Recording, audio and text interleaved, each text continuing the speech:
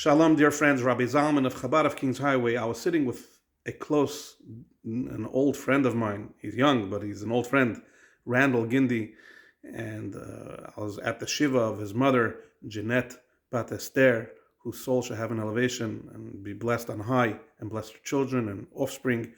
This video is dedicated to her. I was sitting with Randal, and I was telling him that the chaos in the world now, pandemic and all that, this is like because Mashiach's about to come. So he poses the question to me. He says, what's the difference of this generation and other generations? Throughout history, it's been full of chaos. So I thought deep and hard, and I realized the true answer is people, humanity were never this crazy. I know so many types of people of so many backgrounds, and inside they're not so stable. I'm sorry to say. This is in every segment. I'm not excluding people in my circles.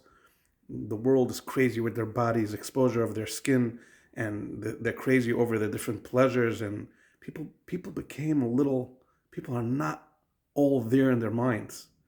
And the Lubavitcher Rebbe, so strangely, in his first talk, 1951, his first discourse as a mission statement for this generation's, for his followers, is to go and transform the craziness of the world, channel the craziness. He kept speaking about craziness to holiness.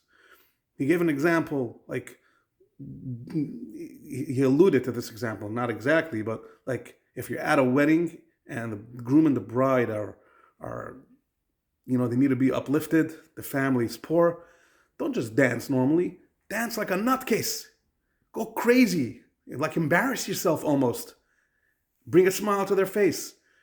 You're giving charity, you give more than the calculation makes sense. The calculation is supposed to be 10%, 20%, but something came up. You could go and pick up the heart of a family, of an organization, of a rabbi, of an orphan, of a widow, change her life for the next year.